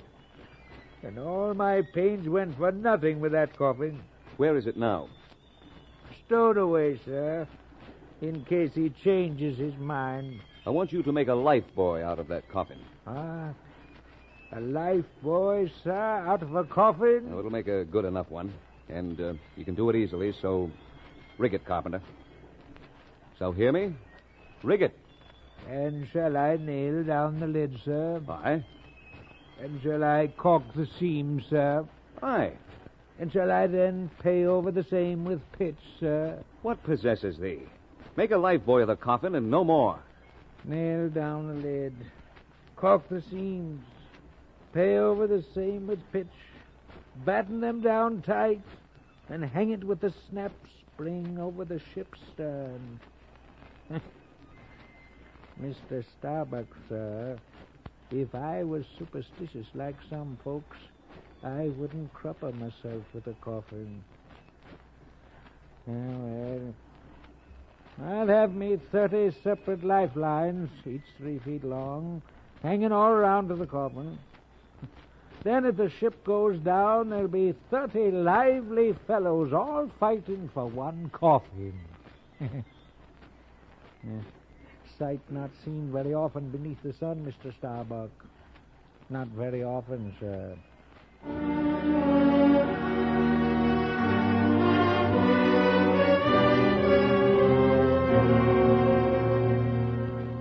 That same day, slowly crossing the deck from the scuttle, Ahab leaned over the side and watched how his shadow in the water sank to his gaze, the more that he strove to pierce the salty profundity. But the enchanted air seemed to dispel for a moment the cankerous thing in his soul. Starbuck saw him, saw how heavily he leaned over the side, and careful not to intrude, yet drew near and stood there. Ahab turned. Starbuck. Sir? It's a mild wind and a mild-looking sky. On just such a day as this, I struck my first whale. A boy harpooner of 18. I, too, can remember the first day I used a harpoon. And all the years since of continual whaling. Years of privation, peril, and storm time. Years on this pitiless sea, forsaking the peaceful land to make war on the horrors of the deep. Aye. Where lies the final harbor, whence we unmoor no more? In what rapt ether sails the world, of which the weariest will never weary? Captain Ahab, sir. When the poorest landsman has had fresh fruit to his daily hand and has broken the world's fresh bread, I have fed on moldy crusts. Aye, oceans away from my wife, whom I wedded, then sailed for Cape Horn next day. Wife? Rather a widow with her husband alive. I widowed that poor girl when I married her, Starbuck. Why not return now, Captain? I feel sometimes as though I were Adam, staggering beneath the piled centuries since paradise. Starbuck, you have a wife waiting for you back in Nantucket, too. And mark you, I want you to stay on board when the boats lower to give chase to Moby Dick. That hazard shall not be thine. Oh, Captain, why should anyone give chase to that hated fish? Let us fly these deadly waters. Sail for home, for old Nantucket. Too late. Listen, Starbuck. We are turned round and round in this world like yonder windlass, and fate is the handspike. And there's an inscrutable, unearthly thing, hidden and cruel, that commands me. Keeps jamming me ahead against all natural longings. But it's a mild wind and a mild sky. Air smells as if it blew from a faraway meadow. Perhaps they've been making hay somewhere under the slopes of the Andes, and the Moors are sleeping in the fields. Aye. Toil we how we may, we all sleep at last upon the fields. Aye, and rust amid greenness, as last year's scythes flung down and left in the half-cut swaths. So you see, Starbuck, we must live in the game, and if necessary, die in it.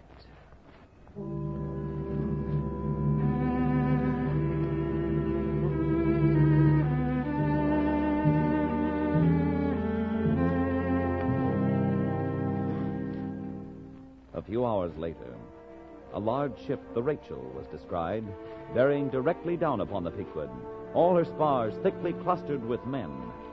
As the broad-winged windward stranger drew nigh, she struck her sails, and her commander was seen being lowered away in his boat. His boathook soon clinched the Pequod's main chain, and he sprang to the deck. Has seen the white whale, Captain? Today. Hey, what is he? Not killed. Not killed, man. How was it? I am Captain Gardner of the Rachel, and I need your help desperately. Quick, tell me the white whale. 3 of our boats engaged with a shoal of whales about 5 miles from my ship. When all of a sudden, to windward, the whale they call Moby Dick loomed up in the other direction. In which direction? Dead south. Starbuck! Brace forward! Up helm! Wait! Wait, Captain, I haven't told you all. My son, a lad but 12 years old, was in the boat that lowered to give chase to Moby Dick. Ah. So that's why you had every other man aloft on the lookout. Yes. Their boat was towed out of sight by the white whale, and we've been searching ever since. 12 years old the boy was.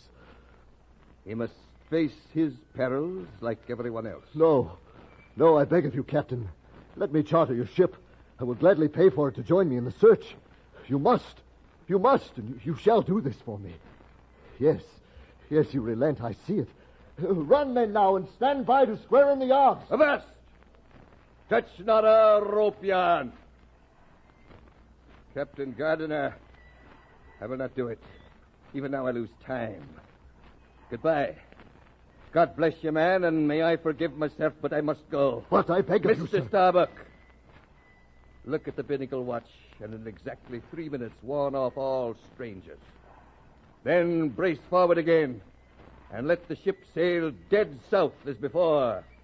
Aye, aye, sir. Moby Dick is within our reach at last, and nothing can stop me now.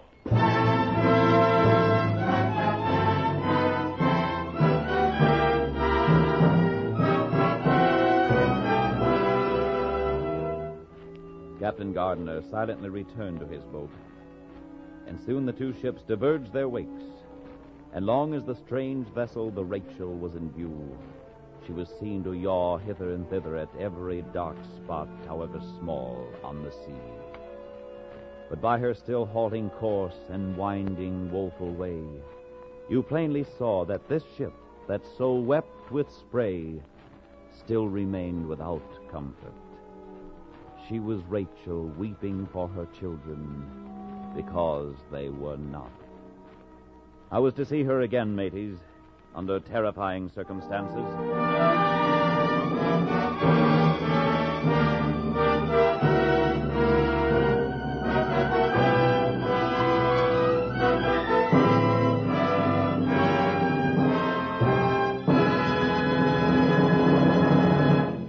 Moby Dick by Herman Melville is one of the world's great novels, brought to you each week by the NBC University of the Air. Next week, be sure to hear the final episode from Moby Dick. And remember that this and countless other great books are to be had in your local public library. To enhance your enjoyment of these broadcasts, NBC offers you Herbert Gorman's Handbook of the World's Great Novels. Just send 25 cents with your request to World's Great Novels, Post Office Box 30, Station J, New York 27, New York. Remember that address. It's World's Great Novels, Post Office Box 30, Station J, New York 27.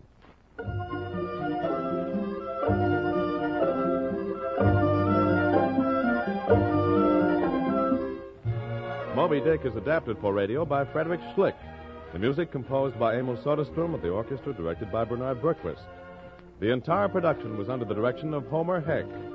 Ishmael is played by Everett Clark, Captain Ahab by Jess Pugh, and Starbuck by Donald Gallagher. Others were Maurice D. Copeland, Gilbert Ferguson, George Kluge, Sherman Marks, Clifford Norton, and Arthur Peterson. And this is Dave Garraway.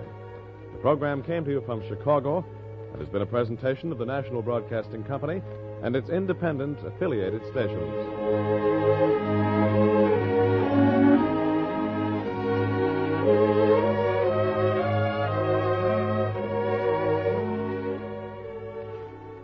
Death on our highways is increasing. National Safety Council figures show that traffic accidents have been mounting since the end of the war. Smash-ups have reached more and more. 1 a minute, all day, every day of the year. And during this winter season, the danger is even greater. So whether you ride or walk, be careful. Cats may have 9 lives, but remember, you have only one. This is NBC, the National Broadcasting Company.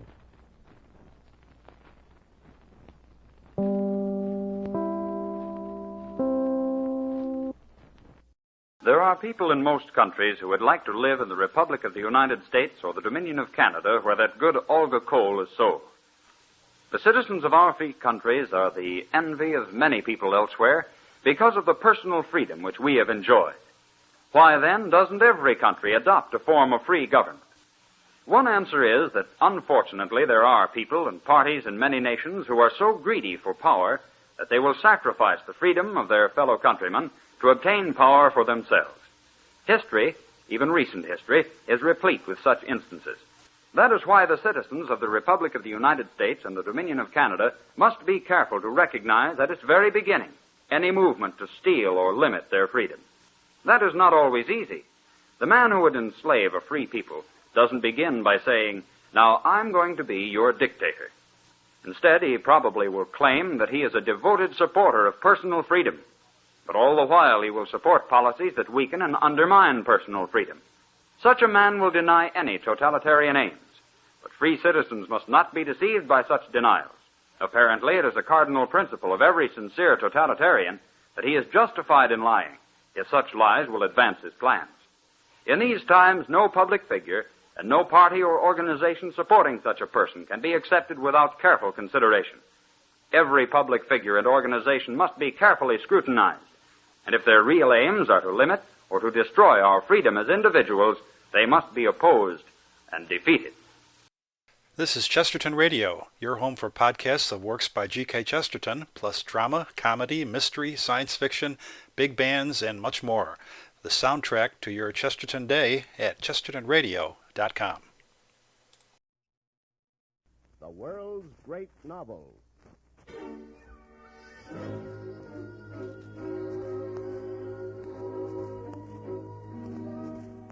Universally acclaimed as one of the superb tales of the sea is the story of a great white whale and of Captain Ahab's fatal monomania in pursuing it. The NBC University of the Air presents the 4th installment of a 4-part radio edition of Herman Melville's adventurous classic, Moby Dick, another in the series of books that live, the world's great novels.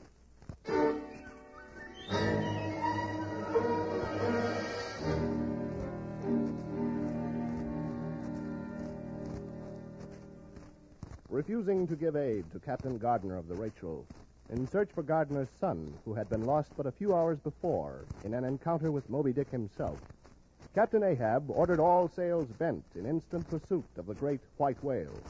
And when last seen astern, the Rachel continued tacking to and fro in despairing search for its loss.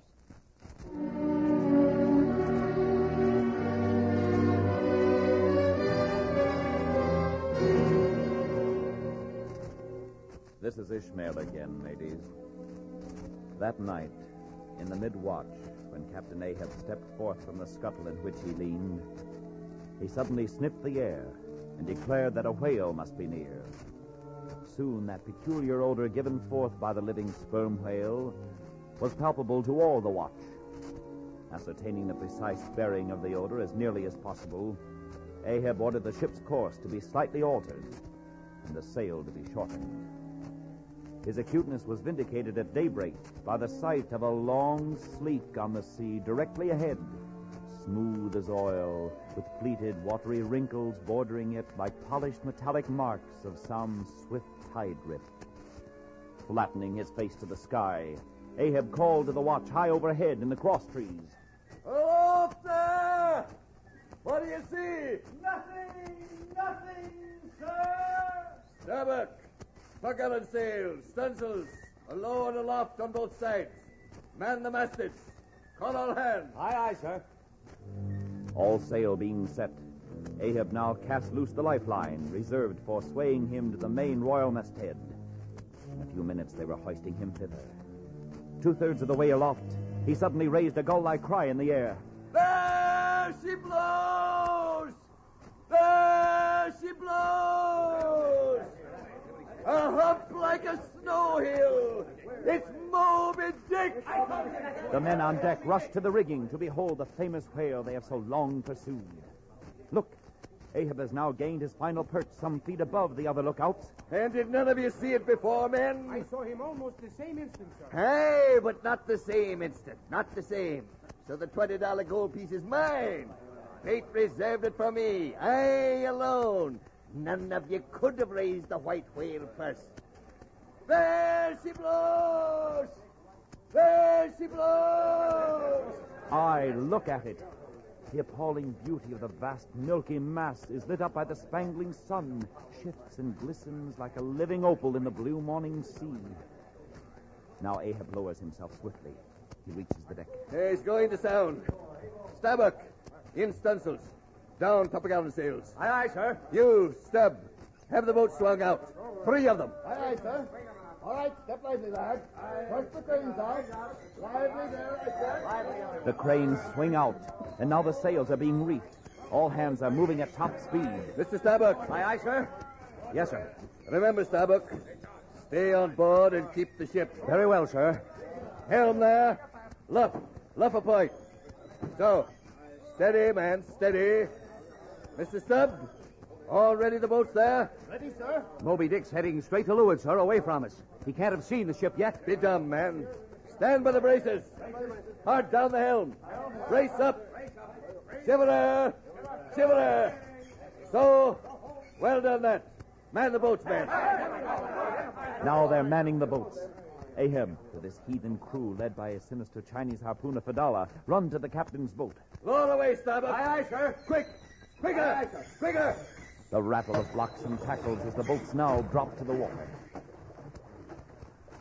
Set the boatsails. Aye, aye, sir. Mark you. We'll have no talking, men. No shouting. When you lay on the oars, lay quietly. Understand? I'll head the onset. Stand by the oars. Give way together. We lead out, Fadala. Yes, Captain. A pale death glimmer lights up Fadala's sunken eyes. A hideous motion gnaws his mouth. Now the prows are moving silently through the sea, slowly nearing the foe. Only the oars are heard. The ocean is as smooth as a carpet. Moby Dick seems completely unsuspecting. Now his entire dazzling hump is distinctly visible, sliding through the sea ringed with greenish foam. Way enough. Trail oars. Far out on the soft Turkish rugged sea glistens the white shadow from the whale's broad, milky forehead, and behind him the blue waters flow into the moving valley of his steady wake. Ah, look at him, Fadala. Not the white bull Jupiter swimming away with ravaged Europa clinging to his graceful horns did surpass Moby Dick. Aye, so peaceful, thou vesture of tornadoes. Yet calm, enticing calm, thou glidest on, O whale. Thou glidest on no matter how many thou hast bejuggled and destroyed before. But I know you, Moby Dick. I, Ahab, know the deadly terror of that submerged jaw. He rises. Quick, my harpoon. For a moment, the whale's whole marbleized body forms a high arch. His bannered flukes wave in the air as though in warning. He sounded, gone under, disappeared from sight. Too late. He sounded without warning. Stand by to reef. Captain, the seagulls. Seagulls are circling Ahab's boat, wheeling round and round with expectant cries. What do they see? Peering overboard, Ahab suddenly glimpses a white living spot no bigger than a white weasel swiftly uprising. It's Moby Dick. Look, Fidala. Look. His white glistening teeth floating up from the undiscoverable bottom. The glittering mouth yawns beneath the boat like an open-doored marble tomb. With his steering oar, Ahab hurls the craft powerfully aside. Stand by to stern. Fidala, my harpoon. Too late. With almost malicious intelligence, Moby Dick again slides his head beneath the boat. He's taking the boat's bows full within his mouth. His jaws loom high up into the air on each side, the inside of the jaws within 6 inches of Ahab's head. Thus I spit down your very throat. But Ahab can't get at him with his harpoon. Moby Dick is shaking the boat gently like a cat with a mouse. He's dallying with it. They're doomed. He's going to snap the boat. Jump, men. Jump, Fidala. Like enormous shears, Moby Dick's jaws have cut the boat in twain. Now he's swimming around the men in circles. He seems maddened. The other two boats are helpless to come to their succor. Where's Ahab? There he is, his head like a bubble in the very heart of the whirlpool. Moby Dick is circling closer, and Ahab seems to be the object of his terrible circling. He's crying out. Sail on! Sail on, the whale, Starbuck! Drive him off! Starbuck's doing it. The Pequod's prow is breaking up the deadly circle. They're saved. Moby Dick is swimming sullenly away. Now the boats are speeding to the rescue. Here we are, sir. All right, catch hold of him, men. Steady. Easy now. There. Never mind me. The harpoon. Is it safe? Aye, sir. Caught to that bit of wreckage there. Any missing men? None, sir. Good. Help me up, Stubb. I wish to stand. Aye, sir. So I see him. There, going to leeward still. What a leaping spout. Hands off from me. The eternal sap runs into my bones again. Here comes the Pequod. Douse the sails. Out oars. Aye, sir. Completely splintered my boat. Like the thistle did to the ass, it pricked his mouth too keenly, sir. What soulless thing is this that laughs before a wreck? Did I not know thee brave as fire, I'd swear thou wert a poltroon. Oh, aye, sir. 'Tis a solemn sight. An omen. And a bad one. Stifle that old wives' darkling hint. Mankind either sweats with fear like Starbuck or laughs like you. Ahab stands alone among the millions of the people there. For I, the wind, I'd blow no more on such a miserable world. Back to the ship, and after Moby Dick again. Aye, my harpoon will yet taste the sweet flavor of his blood.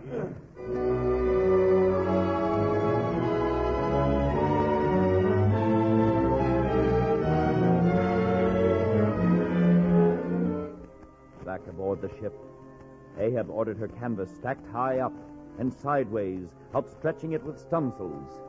The ship tore on, leaving such a furrow in the sea as when a cannonball becomes a plowshare and turns up the level field. The day wore on to twilight. How now, aloft there? You see him? Cannot see this boat now, sir. Too dark. How heading when last seen? As before, sir. Straight to New York. Hear that, Starbuck? He'll travel slower now this night. Down, royals. Helm there.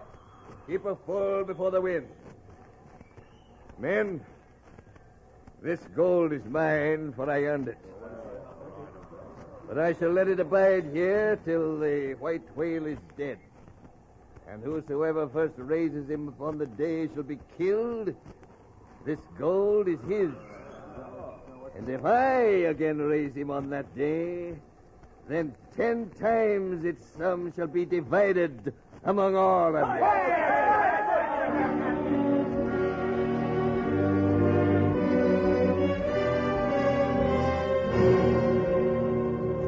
So saying, Ahab placed himself halfway within the scuttle, and slouching his hat, stood there till dawn, except at intervals rousing himself to see how the night wore on. At daybreak, we were again thrilled with the cry.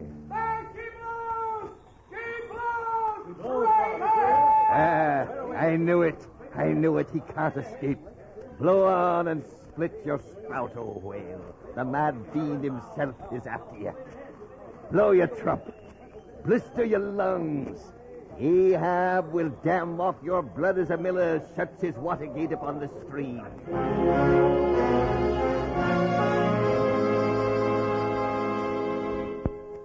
The men seem as one, welded into oneness by the sight of Ahab, and directed to that fatal goal which he points to.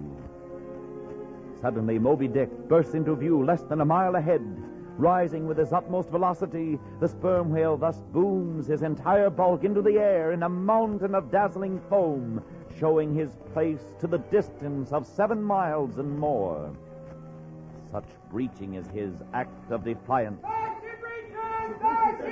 Aye, breach your last to the sun, Moby Dick. Thy hour and the harpoon are at hand. Down! Down, all of you, from the mast! But one man at the fore! The boats! Stand by! The men, like shooting stars, slide to the deck. Ahab stumps rapidly to the spare boat, followed by his phantom crew. The boats are manned. Mr. Starbuck, the ship is thine. Keep away from the boats, but keep near them. Aye, aye, sir. Lower away. Moby Dick has turned. He's heading towards the 3 boats. Spread yourselves. We're pulling straight up to his forehead. The white whale's coming. He's charging. He's rushing among the boats with open jaws, lashing out with his tail in appalling battle. Death to Moby Dick! Oh, whale! Here's the harpoon! They're trying to elude him, but the whale is everywhere, twisting and turning. He's tangled the harpoon lines. He's dashing 2 of the boats together. They smash like eggshells. Now he's sounded. Moby Dick dives down into the sea. He's disappeared in a boiling maelstrom. The 2 crews are clinging to the oars and line guns. They're afraid of the sharks. Ahab stands in the prow of his own boat with another harpoon, waiting. Moby Dick shot up from the depths and struck Captain Ahab's boat with his broad forehead. It's turning over and over in the air. Now it's fallen gunwale downwards. Ahab and his men struggle out from under it like seals. There he goes. Moby Dick is satisfied this time. He's swimming away to leeward, trailing after him the entangled harpoon lines. God help me, where will all this end? As before, the Pequod bore down to the rescue, dropping a boat to pick up the floating mariners. Last aboard was Captain Ahab himself, who had to be helped on deck, for instead of standing by himself, he half hung upon the shoulder of Starbuck. His ivory leg had been snapped off, leaving but one short, sharp splinter. Aye, Starbuck, 'tis sweet to lean sometimes, be the leaner who he will.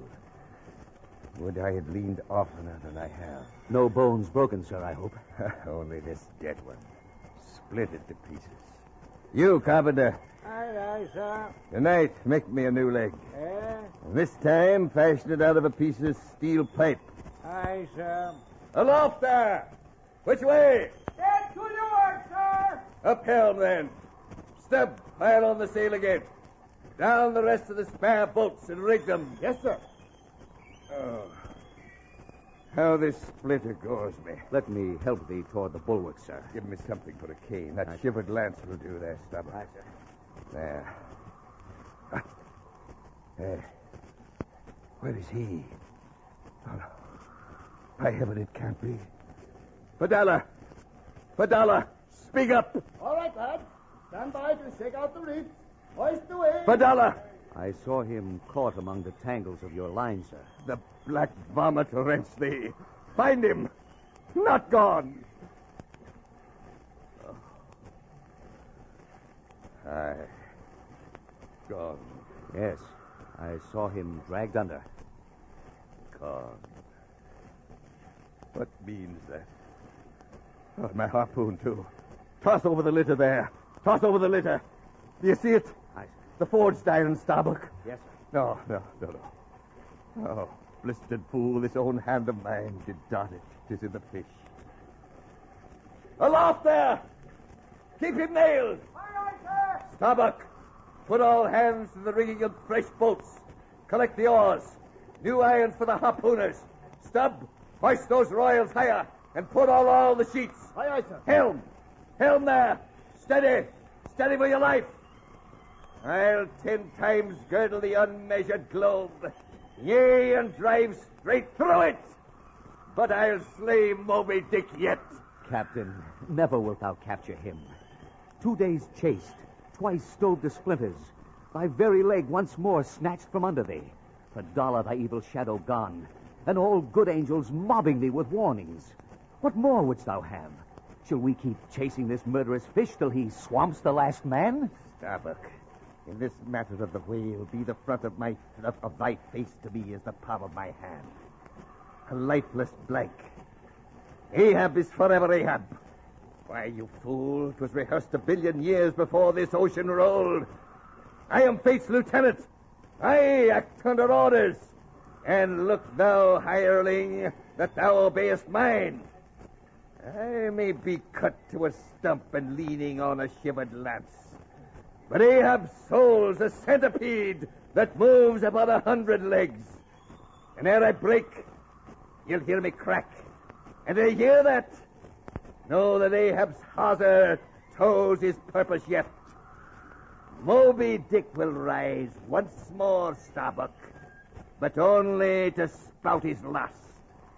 God keep us all, sir, but my bones feel damp within me. So Fadala's gone. And he was to go before me, according to his prophecy, but still was to be seen again, ere I could perish. Ha! How's that, Starbuck? There's a riddle now might baffle all the lawyers.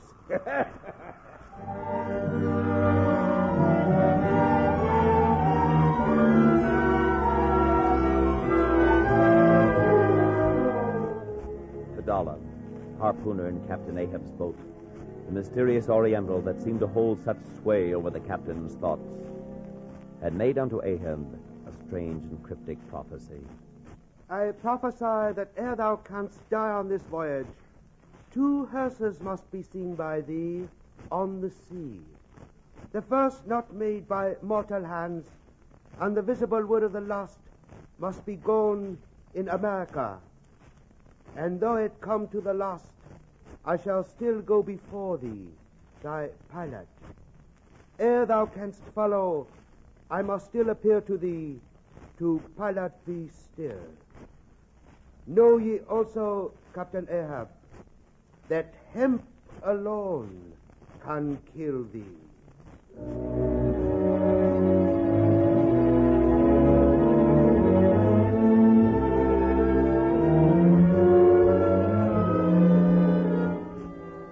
So once more the sail was shortened, and all night the men toiled by lanterns, rigging the spare boats and sharpening fresh weapons for the morrow. And the carpenter made Ahab another leg. The morning of the 3rd day dawned fair and fresh, and again it was Ahab who was the first to cry out, Aloft there! What do you see? Nothing, sir! Nothing, sir. And the gold piece goes a begging. Starbuck, I've oversailed him. Forgot the harpoons he's towing. They've slowed him down. Ha! So now he's chasing me, not I him. Turn the ship about. Man the braces. Aye, aye, sir. Smile, Starbuck. We shall meet him soon. An hour passed, gold beaten out to ages. Time itself now held her long breaths with keen suspense. And then, 3 points off the weather bow, Ahab descried the spout again. Aye, there he is. Forehead to forehead I meet thee this third time, Moby Dick. Stand by to reef, Starbuck. He'll be here soon. Yes, sir. Stand by to reef, Mr. Stubb. Stand by the reef, lad. Lively there, men, or I'll tap one of you with a top ball. Now they're reefing the sails. The whale hunters are once again manning their boats and swinging them out preparatory to lowering away. To Starbuck. Sir? Starbuck, for the third time. I start upon this same voyage. Aye, sir. Thou wilt have it so. Some ships sail from their ports, and ever afterwards are missing, Starbuck. Truth, sir. Saddest truth. Some men die at ebb tide, some at low water, some at the full of the flood. And I feel like a billow that's all one crested comb, Starbuck. Shake hands with me. Go not, sir. Go not, I beg you. Nonsense. Lower away. Stand by the crew. They're off again. Ahab in the lead. Starbuck seems nervous. Aloft there. Keep thy keenest eye upon the boats. Mark well the whale. Sharks following the captain's boat, sir. Oh, is this our journey's end? The white whale has sounded, but Ahab holds his way to be near him at the next rising. The head waves hammer against the bow of his boat. Drive in your nails, O ye waves. To their uttermost heads, drive them in. Ye but strike a thing without a lid. No coffin and no hearse can be mine. Hemp only can kill me. There he is, Moby Dick. His vast form shoots up from the seas. Give way, men. Captain, look. There's Fadala. Lashed around one of the harpoons sticking out of the whale's back is Fadala. His dead, distended eyes are turned full upon Ahab. Aye, Fadala. I see thee again, and thou goest before. And this whale, then, is the hearse that thou didst promise. But I hold thee to the last letter of thy word. Where is the second hearse? Back to your oars, men. The first to jump from this boat, I harpoon. Where's the whale? Gone down again? No, he's still on the surface, swimming slowly away. Captain, the sharks crunch on the oars. Heed them not, pull on. 'Tis the better rest, the shark's jaw, than the yielding water. But the blades are growing smaller, sir. They'll last long enough. Pull on. Aye, all alive now. We near him. Hey, my harpoon. Softly now. Softly. They're ranging along the whale's flank. Ahab stands in the prow, his body arched, both arms high lifted with the harpoon. He's going to throw it. Clear into the socket! Moby Dick writhes and wheels round to present his blank forehead at bay. What's happening? He sees the black hull of the Pequod. He's going to attack it. Starbuck sees him. He's coming this way. He's going to attack. He's smashed in the Pequod's starboard bow. Torrents of water pouring into the ship. She's going down. My ship, the hearse. The second hearse. Its wood could only be American. All ye sweet powers of the air now hug me close. Death, glorious ship, must ye then perish, and without me? Oh, lonely death on lonely life. Oh, from all your furthest bounds pour ye now in, ye bold billows of my whole forgone life, and top this one piled coma of my death.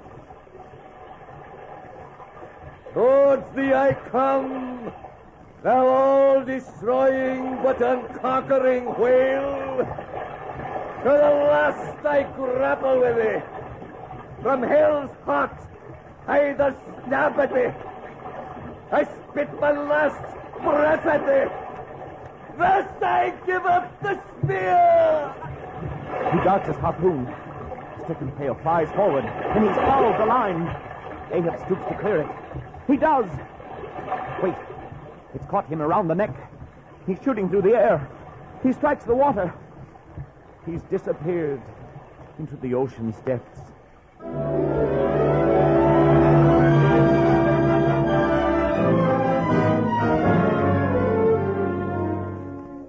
And I only am escaped alone to tell thee, mateys. Like a phantom, the ship stood on end, then dove to her watery grave, and sucking concentric circles, seized the boats, the men, the floating oars, the lance poles, everything animate and inanimate, round and round one vortex, carrying the smallest chip of the Pequod down out of sight. Floating on the margin of it, the half-spent suction reached me and drew me towards the gurgling bubble of its axis. Suddenly, the coffin lifebuoy shot up from the sea, fell over, and floated by my side, and I seized it. The next day, a sail drew nearer, and picked me up at last.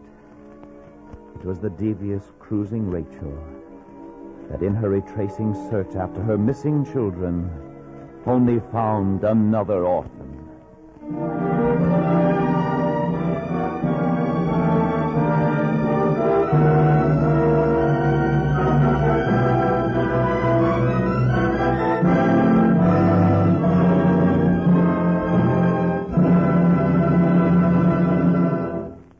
Moby Dick by Herman Melville is one of the world's great novels. Brought to you each week by the NBC University of the Air. Next week, we will present a dramatization of The Old Wives' Tale by Arnold Bennett. Remember that these and countless other great books are to be had in your local public library. To enhance your enjoyment of these broadcasts, NBC offers you Herbert Gorman's Handbook of the World's Great Novels. Just send 25 cents with your request to World's Great Novels, Post Office Box 30, Station J, New York 27, New York. I'll repeat that address. World's Great Novels, Post Office Box 30, Station J, New York 27. Moby Dick was adapted for radio by Frederick Slick.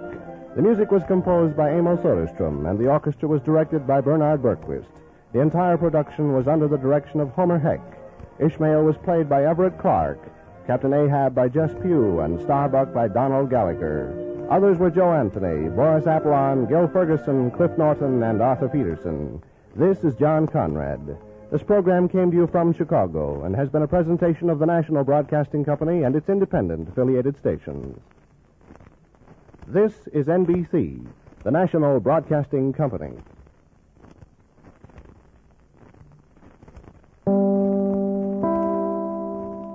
Ladies and gentlemen, a long time ago it was written that man shall not live by bread alone. In this often quoted line from the Bible, bread is merely a symbol of all material values. And although we in America have the greatest material advantages in the world, they are not enough to bring us complete happiness. We must find that happiness in our spiritual as well as our material lives, in faith as well as bread. In America, one of our most precious heritages is the right to worship as we please, to know the spiritual pleasures of our churches and synagogues. The doors of your places of worship stand open to you, and your religious leaders will welcome you to their services. They also offer you personal and family guidance and the opportunity to become a firm part of your community. Through our churches and synagogues, that community and the families within it can find stability. And as an individual, you can find the peace that only religion can bring. Thus, the religious organizations of America invite you to find yourself through faith and come to church this week. Good night. This is Chesterton Radio, your home for podcasts of works by G.K. Chesterton, plus drama, comedy, mystery, science fiction, big bands, and much more. The soundtrack to your Chesterton day at chestertonradio.com.